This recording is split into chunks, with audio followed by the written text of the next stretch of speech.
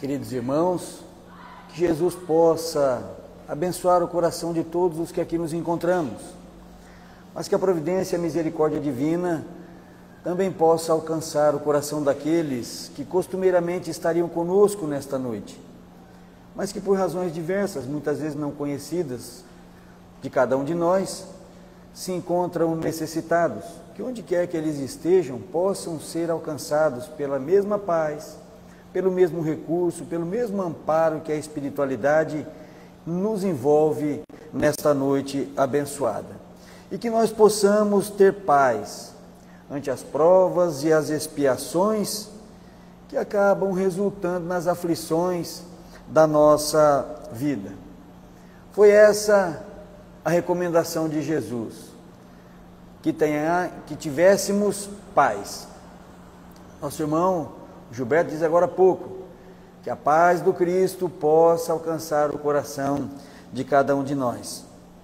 E Kardec, quando da codificação da doutrina, notou com clareza esta necessidade, essa afirmativa feita por Jesus, e cuidou na codificação de uma forma especial, para que nos dias atuais nós pudéssemos desfrutar do conhecimento e do entendimento do que é a paz do Cristo.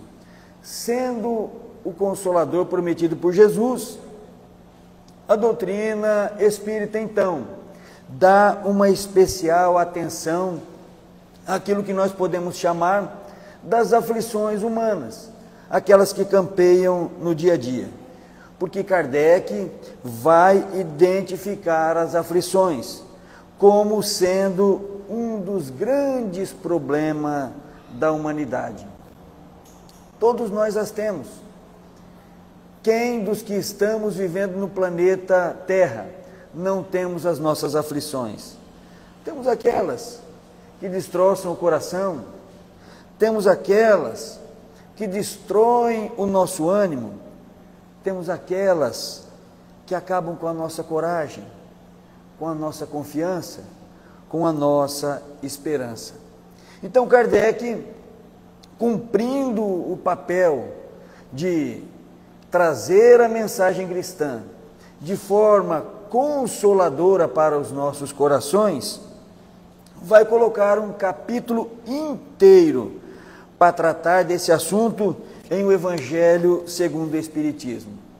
O capítulo número 5, Bem-aventurados os aflitos. Essa é mais uma das bem-aventuranças trazidas por Jesus, não é verdade?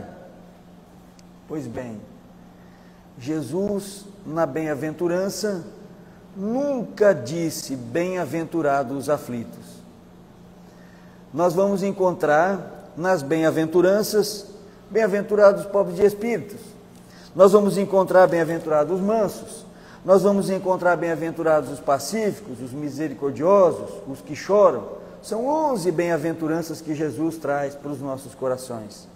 Mas em nenhum momento Jesus disse bem-aventurados os aflitos. Mas Kardec coloca isso em o Evangelho segundo o Espiritismo. Então nós gostaríamos, antes de entrarmos no assunto propriamente dito, trazermos alguns pontos importantes a respeito desse extraordinário livro, que muitas vezes não é bem compreendido, outras vezes fica escanteado na nossa leitura, que é o Evangelho segundo o Espiritismo.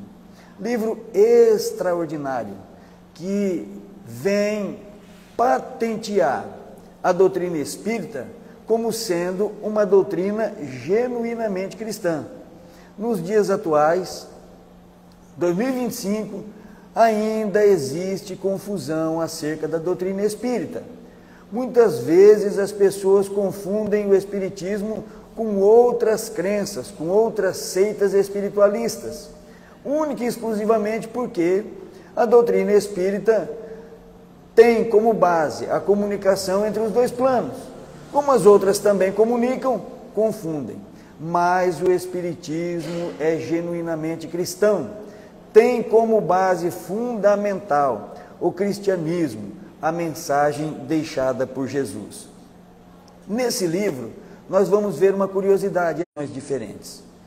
Não é esse o nosso objetivo da noite, mas fica aqui uma curiosidade, 4 introduções. Outra particularidade, os 6 primeiros capítulos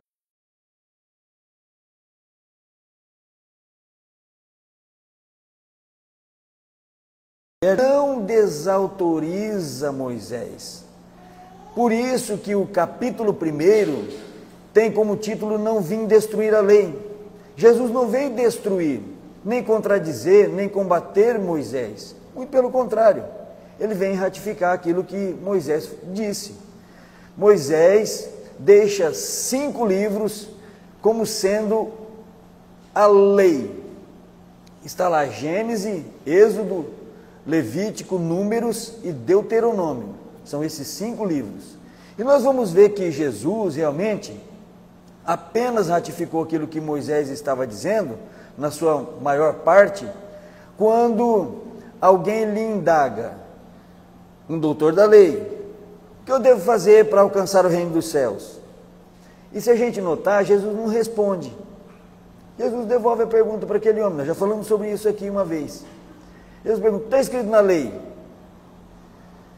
E aquele homem, que era conhecedor da lei, responde: amar a Deus sobre todas as coisas. Isso está em Levítico,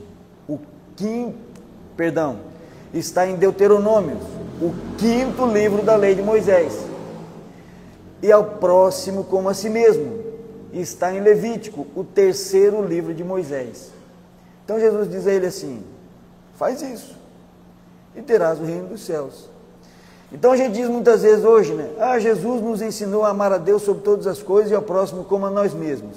Ele apenas ratificou, dizendo para nós que se nós amarmos o nosso próximo e respeitarmos Deus, o nosso Pai, que então nós estamos sim cumprindo com os nossos deveres. Notemos que isso alegra e entristece o nosso coração.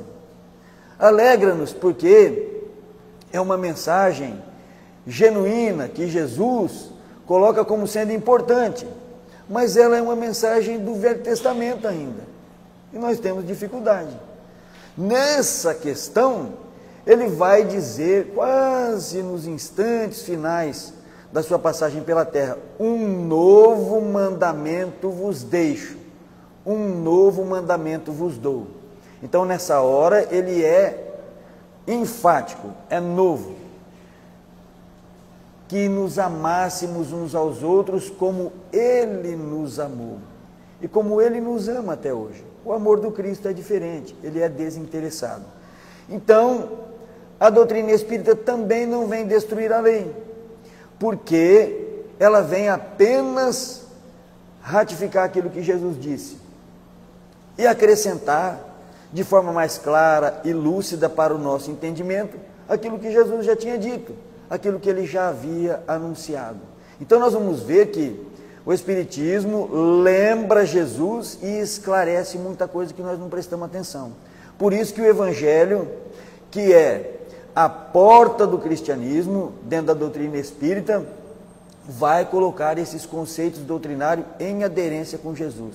O 2º capítulo: meu reino não é desse mundo. E notemos que os capítulos do Evangelho, assim como todas as obras espíritas, tanto as obras na sua sequência, quanto os seus capítulos, não foram jogados por acaso. Não foi porque Kardec achou, vou colocar isso aqui primeiro. Não, ele vai crescendo, vai fazendo com que a gente tenha um começo, um meio e um fim em cada uma das obras. Meu reino não é desse mundo. Então Kardec vai falar sobre a imortalidade da alma, que a vida continua e que o nosso foco deve ser esse futuro, porque ele é que determina todas as nossas necessidades aqui na Terra. O que determina as nossas necessidades não são as riquezas materiais, não é o patrimônio que nós vamos adquirir, não é a aquisição de conhecimento científico, de cultura. O que determina as nossas necessidades é a vida futura. Tanto que Jesus diz que nós deveríamos buscar os tesouros do céu e não os tesouros da terra, porque estes nem a traça nem a ferrugem corroem. Então, a doutrina na questão da imortalidade da alma também está de acordo com a mensagem de Jesus. O terceiro capítulo, há muitas moradas na casa do Pai. Nesse momento, Jesus está falando que há vários mundos habitados, e é isso que a doutrina coloca para nós. E, consequentemente, da evolução, porque existe diferença nas almas que habitam cada um desses mundos. Nós não somos iguais aqui na Terra, e os mundos também não são iguais, mas a doutrina ainda vai dizer que nós estamos na segunda escala, existem mais 3 para frente, onde são espíritos bem mais adiantados, moral e espiritualmente falando, que é o objetivo dos nossos corações, ou seja, o processo evolutivo no coração do homem. E Jesus já anunciava isso para nós. O capítulo 4, ninguém pode ver o reino dos céus se não nascer de novo. Jesus está tratando aqui da reencarnação, mas colocando a justiça e o amor de Deus para conosco. Sem a reencarnação não existe justiça divina, porque nós somos diferentes. Nós temos condições de aprendizado, de evolução e de vida aqui na Terra de maneira diferente. Então, aparentemente para nós, se não considerarmos esse aspecto da fala de Jesus e que a doutrina esclarece, eis que fica difícil nós entendemos a bondade, a justiça e o amor de Deus para conosco. Em seguida, vem então o capítulo 5, bem-aventurado os aflitos.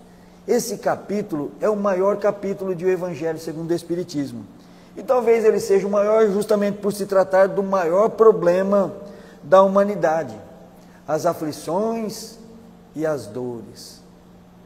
Nós as trazemos em grande quantidade, mas Kardec vai colocar de um jeito interessante lá, causas atuais das nossas aflições, causas anteriores das nossas aflições. Nós temos um costume feio, um hábito que não condiz com o entendimento correto da doutrina. A maioria das vezes nós classificamos as nossas dificuldades como sendo a causa anterior das nossas aflições. Ou seja, tudo que nós estamos passando aqui, nós causamos e procuramos no passado. Kardec vai dizer de uma maneira diferente. Ele vai dizer que a maior aflição está nas causas atuais, ou estão nas causas atuais. Ou seja, muitos dos nossos problemas, das nossas dificuldades, das nossas dores, nós arrumamos no presente. Quando nós não vivemos com responsabilidade, quando nós não vivemos com equilíbrio, quando nós não conseguimos entender o capítulo 2, que o meu reino não é desse mundo, e vislumbramos apenas as nossas necessidades materiais, as nossas necessidades imediatistas, por não ser a nossa essência, eis que nós nos distanciamos de Deus, nos distanciamos da sua lei de amor e de justiça, e então encontramos diante de nós a dor, a dificuldade e a aflição. Mas e por que Kardec coloca então as causas anteriores? Porque quando nós não encontramos uma explicação na presente existência, na presente jornada, então é porque ela vem de um passado. Não foi porque Deus quis. Alguém nasceu com uma limitação, alguém nasceu num ambiente extremamente difícil, complicado, foi porque Deus quis? Não. Então, se isso não está no nosso controle na atual encarnação, é porque nós procuramos isso no passado. Nós conquistamos esta condição, nós adquirimos essas dificuldades no passado. Mas Deus não castiga, Deus não condena. Deus é um Pai de amor e de bondade. E nós ainda temos a bênção do esquecimento. Por quê? Porque se nós lembrássemos do nosso passado, isso não nos beneficiaria. A gente até pensa, de um jeito bem infantil, mas se eu soubesse o que foi que eu fiz no passado, se eu soubesse quem são as pessoas que estão à minha volta, então seria mais fácil, porque eu dedicaria uma atenção maior naquele quesito, naquela questão. Vamos parar e pensar uma coisa.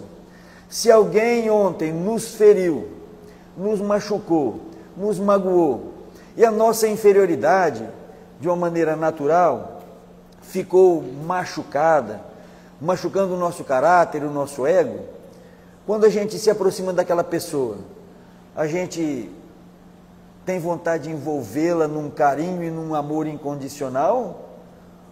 Ou aquela lembrança coloca no nosso coração um sentimento ruim? É só a gente parar para pensar. Se a lembrança do mal que ele me fez há 3, 4, 5 anos atrás, quando eu o vejo, o coração gela, será que com a reencarnação seria diferente? A gente observar dentro do nosso lar um algoz, um adversário do passado. Então Deus, na sua bondade e justiça, permite que a gente esqueça e saiba apenas o suficiente, o necessário. Eu gosto de 3 dentro da minha casa, mas tem um que eu não me simpatizo, seja filho, seja neto, enfim, não preciso saber qual a causa, mas eu tenho que saber que, se é assim, então eu tenho que dedicar um tanto mais de carinho, um tanto mais de amor, de compreensão, para que eu possa superar essa adversidade. Porque enquanto nós não nos amarmos uns aos outros, nós não teremos condições de evoluir, de crescer, de mudar de grau evolutivo. Quando a gente diz assim, nessa vida eu vou suportar a minha esposa, porque na próxima eu quero estar livre.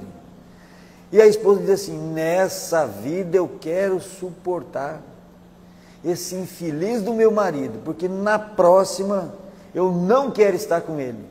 Quando a gente pensa assim, é como se a gente passasse um grilhão e fechasse com um cadeado e jogasse a chave bem longe. Ou seja, eu estou acabando de afirmar que a próxima provavelmente nós vamos estar juntos. Até que um dia a gente fique junto, dizendo assim, é uma criatura difícil, mas eu tenho um carinho e um amor por ele imenso. Eu o amo com todas as forças do meu coração. Então, a partir daquele momento, nós estamos nos desvencilhando, quebrando aquele grilhão, mas ainda há uma dependência, porque nós devemos estimular naquele coração o mesmo amor de volta. Enquanto nós não conseguirmos isso, nós ainda estamos atrelados uns aos outros. Se a gente acha que isso é uma aberração e que isso não condiz, vamos lembrar, Missionários da Luz, reencarnação de Segismundo. Está lá, uma história que elucida muito bem isso. Segismundo, uma alma que na espiritualidade já tinha um desprendimento extraordinário. E de repente ele recebe a notícia, você pode continuar a sua tarefa, a sua jornada. Porém, antes é preciso voltar e resolver a sua pendência do passado. Mas ele já não estava numa condição boa? Estava. Ele estava recebendo autorização para continuar para planos mais altos. Porém, isso não seria possível se ele não resolvesse as pendências do passado. Ou seja, fazer com que o seu algoz pudesse amá-lo. Então não basta só a gente dizer assim, não, eu tenho que amar o outro. Digo alguma coisa que ofende o meu irmão de caminhada e imediatamente recobro a consciência e percebo, não devia ter feito isso, não devia ter dito, não devia ter tomado essa atitude. E me prostro de joelho na frente dele e digo, perdão, eu errei, eu não devia ter dito isso, por misericórdia. E digo isso com um coração sincero e verdadeiro. Se ele olhar de cima para baixo dizendo, eu não te perdoo. Aí nós temos um problema.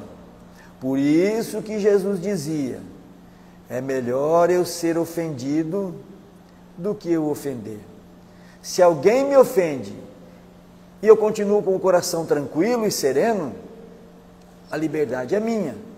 Mas se eu ofendo alguém e ele diz, não perdoo, eu não aceito a sua fala, inicia-se ali um trabalho árduo da nossa parte, para tirar daquele coração aquele mal-estar, aquela impressão ruim. Então, no capítulo 5, Kardec, percebendo o quanto as aflições incomodam e são problemas na nossa vida, dedica um capítulo inteiro sobre isso. E coloca de um jeito parecido com aquilo que Jesus está dizendo, bem-aventurados os aflitos. Por quê? Porque a aflição, quando ela não é causa voluntária, ela significa que é a oportunidade de aprendizado. É o exercício da alma para que ela possa se enobrecer e para que ela possa crescer. Toda vez que as coisas ficam muito tranquilas, nesta fase que nós estamos, não é benéfico, não é bom. Lembra uma frasezinha popular que diz assim, mar calmo não faz bons marinheiros. O que é que significa isso? É muito gostoso viajar em mar calmo, mas quando a tempestade chegar, nós não teremos a experiência suficiente para nos livrarmos daquilo. Ou seja, nós não temos gabarito para resolver o problema. As dificuldades e as aflições testam-nos a paciência, testam-nos a confiança, testam-nos a esperança, e é isso que engrandece e enobrece a alma. Toda vez que um problema surge, nós temos que dar um salto, crescer, melhorar. Einstein também dizia, ninguém resolve um problema no mesmo nível em que ele foi causado. Ou seja, apareceu um problema, se eu quiser resolvê-lo, eu tenho que melhorar, eu tenho que estudar, eu tenho que aprender, eu tenho que crescer. Então nós vamos também entendendo que a aflição não é de todo tão ruim, porque são oportunidades da gente reescrever, refazer, reconstruir e melhorar a nossa condição. E aí no capítulo 6, Cristo o Consolador. Esse capítulo vai deixar claro para nós que Jesus é a nossa consolação, porque a sua mensagem, ela acalma, ela tranquiliza, ela nos enche de confiança e de esperança. Não existe outro meio de nós nos acalmarmos com segurança, não existe outro meio de nós caminharmos em paz, se não for através da mensagem e dos ensinos deixados por Jesus. É ilusão. Gandhi já dizia para os seus seguidores, ninguém vai se melhorar, ninguém consegue crescer se não estudar esse homem, Jesus, e ele não era cristão. Então, ou seja, quando Jesus dizia, eu sou o caminho, a verdade e a vida, ninguém vai ao Pai senão por mim, ele não estava se vangloriando da sua pessoa em particular. Ele estava dizendo que o único meio de nós crescermos e alcançarmos a nossa perfeição é prestando atenção nos seus exemplos, nos seus ensinos, na sua fala, porque ali encerraria toda a verdade e tudo aquilo que nós podemos entender acerca da lei de Deus. Se nós estamos de acordo com a lei de Deus, nós estamos bem. Se nós nos afastamos dela, nós sofremos desesperadamente. Então, as suas consolações acalmam e orientam o nosso coração. Então, só a partir do capítulo 7 do Evangelho é que nós vamos começar a ver os aspectos comportamentais baseados nos ensinos de Jesus. E o capítulo 7 vai dizer, bem-aventurados os pobres de espírito. A partir dali, Kardec começa então a tratar dos ensinos de Jesus, colocando o ponto de vista da doutrina. Até o capítulo 6, ele vai dizer para nós, está vendo? Jesus já falava disso, está vendo? Quando alguém diz que Jesus nunca anunciou, está lá. e a doutrina vem colocar, ou seja, conceitos doutrinários. Então Jesus nos ensina a necessidade da aceitação e não da rebeldia. Porque quando nós aceitamos e nós compreendemos, o sofrimento é menor. Por que a gente sofre? Nós sofremos porque nós não aceitamos, nós nos rebelamos. A gente se atreve a dizer que sofreu mais do que Chico? Não dá. O mais difícil que a vida esteja, ele foi o nosso contemporâneo. Olha a vida que aquele irmão teve. Mas ele não sofria. Ele vivia em paz e tranquilo, cheio de alegria no coração. Por quê? Porque ele já entendia o processo, já entendia as necessidades da alma. E olha que nós podemos dizer que o Chico não precisava sofrer o que ele sofreu. Ele veio passar por aquela situação a fim de demonstrar para nós como é que nós devemos viver, nos encorajarmos, nos fortalecermos, nos enchermos de esperança. Mas quando a gente não aceita, diz assim: que mal que eu fiz para Deus? Por que é que eu estou sofrendo assim? Parece que nada dá certo. Então isso é rebeldia. E aí o peso da situação cai sobre a nossa costa de uma maneira descomunal. Entretanto, quando a gente entende que as dores e as dificuldades são necessidades que nós temos e que elas não são um castigo imposto por Deus, mas uma oportunidade abençoada de nós refazermos o nosso caminho equivocado de ontem, então não há mais motivo para desespero, não há mais motivo para nós nos revoltarmos. Ah, mas o fulano está falando uma injustiça, é uma injúria. Ora, para que nós vamos nos importar com uma injustiça e com uma injúria? Não demora, a verdade vem à tona e tudo fica tranquilo. Então não devo, não tenho que temer. Não, mas o que ele falou é verdade. Então se o que ele está falando também é verdade, nós não precisamos nos revoltar com ele. A gente tem que botar atenção e ser diferente naquilo que ele está apontando como sendo uma falha da nossa parte. Esse ponto de vista faz uma diferença imensa no nosso comportamento e na nossa aceitação, fazendo com que o sofrimento seja muito menor. Então, qual é a recomendação de Jesus? Que nós tivéssemos paz.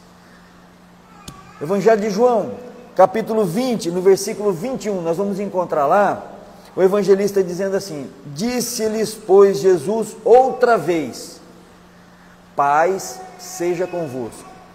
É importante a gente ver isso, ó. Outra vez.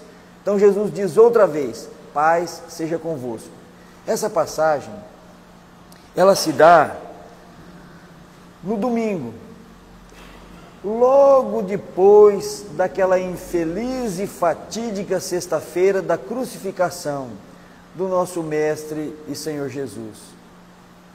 Jesus, durante o dia, se apresenta para Maria de Magdala. E no final da tarde, ele se apresenta para os 11 discípulos, que se encontravam num pequeno quartinho, todos juntos, preocupados e amedrontados. Se a gente começar a prestar atenção nisso, faz uma grande diferença. Eles estavam naquele quartinho porque eles tinham receio. Até poucos dias atrás, eles tinham a companhia do Mestre, que os orientava, que lhes dava segurança, que ensinava como eles deveriam agir, o que eles deveriam fazer, para onde eles deveriam caminhar e o que eles deveriam fazer nessas visitas. Jesus estava ali o tempo inteiro, os orientando e dando segurança. Mas agora não. Jesus foi embora, os deixou sozinhos. E pior, a iminente perseguição abalava-lhes o coração humano. Eles iam sair dali e fazer o quê? Eles deveriam continuar o trabalho de pregação do Evangelho. Mas e se eles se apresentassem como cristãos, como seguidores daquele que foi crucificado na última sexta-feira? O que os esperaria? Quais as dificuldades que eles iam enfrentar? Para onde eles iam? O que é que eles iam falar? Como eles iam continuar a partir daquele momento? Então a gente imagina o quanto que eles estavam aflitos. E Jesus se apresenta para eles no finalzinho da tarde. Então a gente imagina assim, eles estão ali angustiados e de repente o mestre se apresenta para eles. O coração se enche de esperança. Jesus vai agora nos orientar mais uma vez. Quem sabe se comprometer a continuar conosco no dia a dia, mesmo na espiritualidade, nos ajudando, nos orientando. Mas Jesus apenas diz a eles: paz seja convosco. E a gente pode, o Evangelho não fala isso, mas de repente a gente poderia imaginar. Eles continuam olhando para Jesus, tipo, agora ele vai falar alguma coisa. E Jesus olha para eles e deseja de novo: paz seja convosco. E eles esperam, agora ele vai. E aí, outra vez, paz seja convosco. E vai embora. Ele não poderia dizer, por exemplo, para Pedro: Pedro, acalma o teu coração, seja menos impulsivo, porque daqui para frente eu não estou do seu lado. Então muda a sua postura, seja mais calmo, mais tranquilo, fale com mais prudência. Poderia ter dito isso. Ele não poderia ter dito para Tomé: Tomé, não fica querendo botar o dedo na ferida para confiar, não. Seja alguém que tem esperança e a certeza de que tudo que nós vivenciamos juntos é a verdade. Encha o teu coração de ânimo e de coragem. Ele não poderia ter dito para Mateus: Mateus,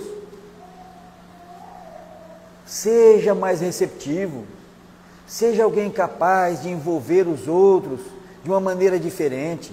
Você tem uma tarefa extraordinária, você escreve muito bem. Continue agora se aproximando, ouvindo, mas se relacionando de uma maneira mais tranquila. Poderia, mas ele não fez. Por que é que ele não fez? Porque isso é particular e individual. Eles sabiam, viveram 3 anos com ele. A única coisa que eles precisariam de ter: paz no coração. Mas não a que o mundo dá, porque a que o mundo dá, ela está toda embasada no egoísmo e no orgulho. O que é paz para nós? É nós não termos preocupação financeira, é nós não termos preocupação com a saúde, é nós termos uma família que nos entenda perfeita, não é a gente entender eles, que eles nos entendam perfeitamente. É nós termos momentos em que ninguém tira a nossa particularidade.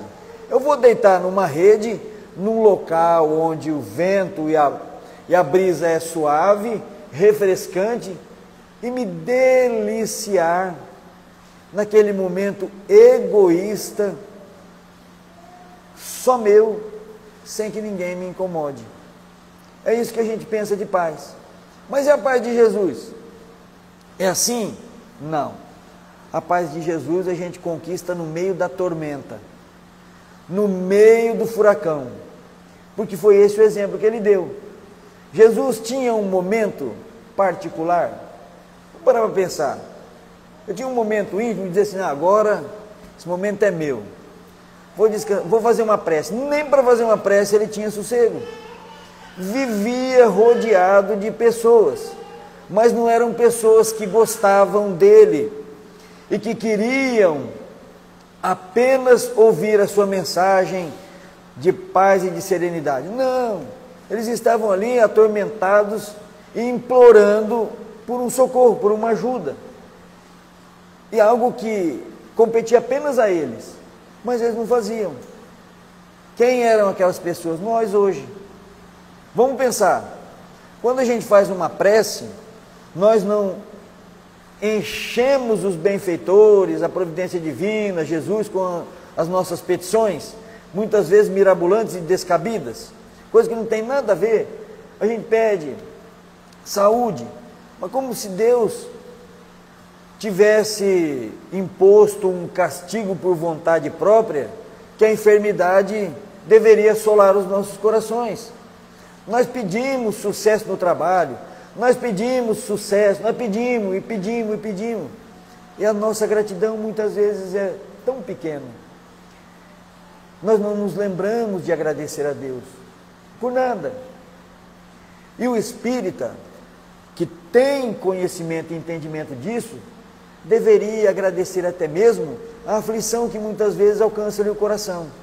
Não que nós sejamos criaturas que querem e desejam sofrer, mas se o nosso esforço justo, honesto, correto, não é suficiente para nos livrar de determinadas situações, então nós temos que continuar agradecendo a Deus, porque aquele momento é necessário.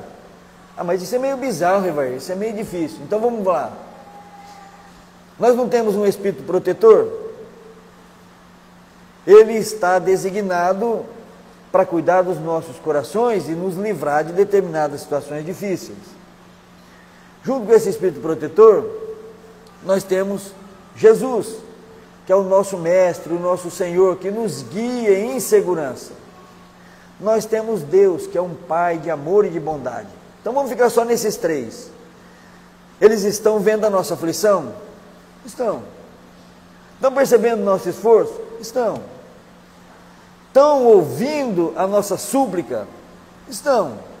Mas se ainda assim eles estão permitindo, nós temos que nos convencer de que então aquilo é necessário.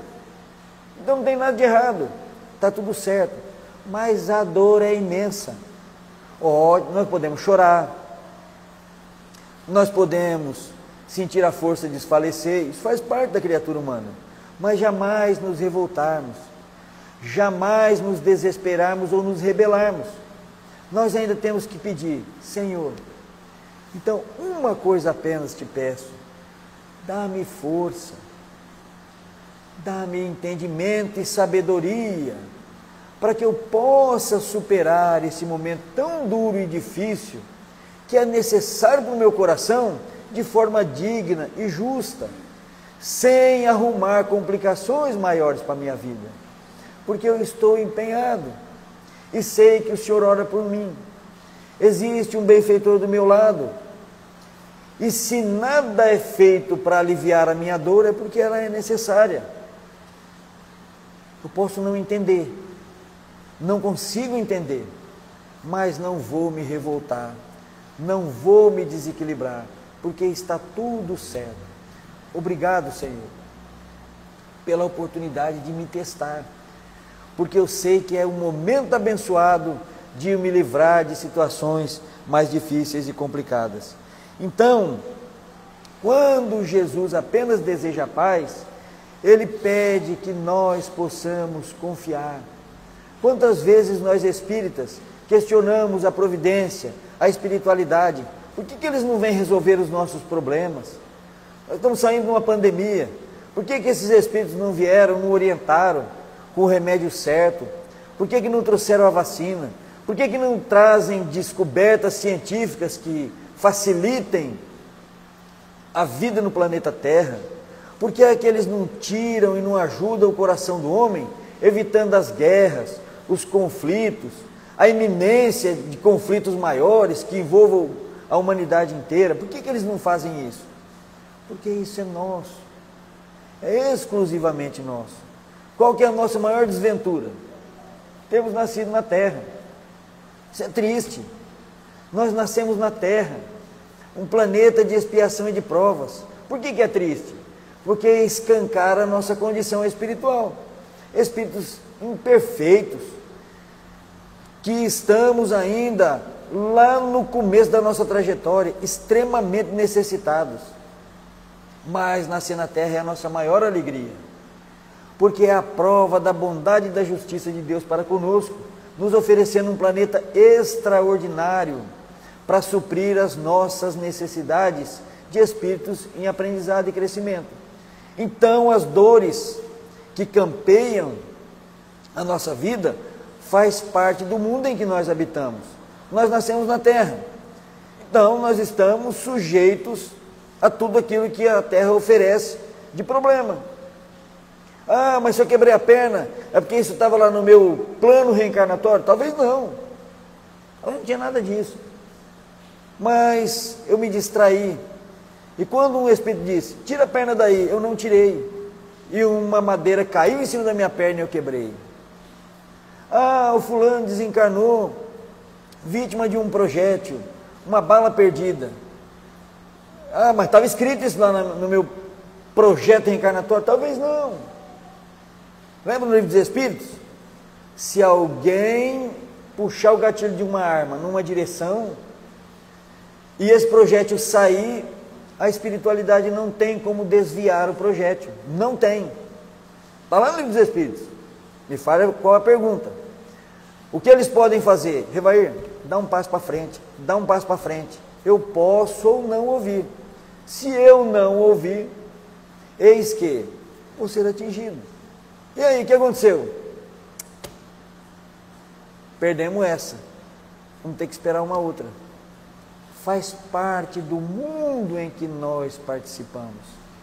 Porque se não for assim, então nós temos que selar que a nossa atitude pouco importa. Se a gente disser, não, o que está lá no meu plano reencarnatório vai até o fim, então eu não preciso me preocupar. Porque eu querendo ou não, me esforçando ou não, aquilo vai acontecer. É assim? Não. Então, muitas vezes, aquilo que está lá nós podemos cumprir melhor, como nós podemos fazer pior. Entretanto, o que importa? Que nós tenhamos paz. E a paz que o Cristo pede é aquela da consciência tranquila. Talvez nós estejamos com a cabeça fervendo, porque amanhã nós temos uma dívida para pagar, mas não temos o recurso necessário. Talvez nós estejamos com o coração apertado, porque tem um ente querido com uma enfermidade incurável e dolorosa. Talvez nós estejamos abatidos, porque nós estamos enfermos, e a nossa doença não tem cura, e ela também é dolorosa.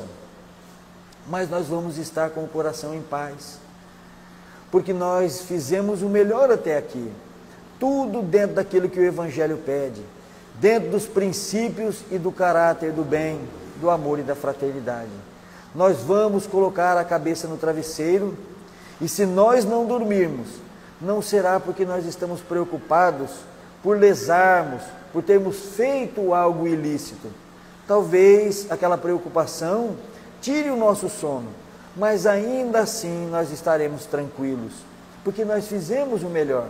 Mas alguém vai me castigar, não importa, eu fiz o melhor, não dei conta, então esse castigo é merecido. Eu não posso questionar, eu não posso me revoltar, mas eu vou lá no centro, eu ajudo na sopa, eu ajudo nas atividades que a casa oferece, e os Espíritos não estão aqui para me ajudar, eles não dizem que estão aqui para me ajudar. Sim, a ajuda deles é igual àquela de Jesus. Paz seja em vossos corações, paz seja convosco. Essa é a ajuda que eles vão nos dar, que a gente possa ter paz. Vão transmitir-nos energias e vibrações capazes de nos acalmar, mesmo que a tempestade esteja assolando-nos o coração, nós estaremos tranquilos e confiantes, porque está tudo bem. Nós nos esquecemos e nem sempre prestamos atenção. As crenças tradicionais colocaram que naquele domingo, quando Jesus se apresenta para Maria e para os discípulos, Jesus ressuscitou. Tudo que Jesus nos ensinou, na teoria, ele demonstrou na prática. Isso é fato. Nada que Jesus falou, ele não viveu e não deixou de mostrar-nos na prática. Quando ele deixa o corpo físico, ele precisava de deixar claro para nós também um dos seus ensinamentos. E qual era? Que a vida continua. Então o que Jesus fez? Quando ele se apresenta para Maria e para os discípulos, é como se ele estivesse dizendo: lembra? Não falava que a vida continua? Estou eu aqui, vivo, em perfeitas condições, porque a vida continua. Então, naquele momento, Jesus dava-nos o último exemplo, vivenciava para nós mais um dos seus ensinamentos: a vida continua. Nós perdemos o corpo físico, mas a alma surge plena de energia e de vigor para continuar o seu aprendizado. Então, ele vem dar esta prova para nós e dizer apenas: continuem com paz no coração, porque isso vai fazer diferença. Que a paz do Mestre Jesus alcance-nos o coração e a alma. Que nós não nos venhamos desesperar ante as provas da vida. Essa é a grande diferença da doutrina espírita. O grande consolo que nós temos. As dificuldades não é castigo de Deus. São as nossas escolhas. E o importante é que a paz, ela não pode ser egoísta. A paz tem que ser da consciência tranquila, do dever cumprido, do melhor feito dentro dos princípios do amor, da fraternidade, da caridade, dos bons princípios. Que Jesus nos abençoe, nos ampare e nos dê essa paz que mais do que nunca hoje nós estamos necessitados. Muita paz.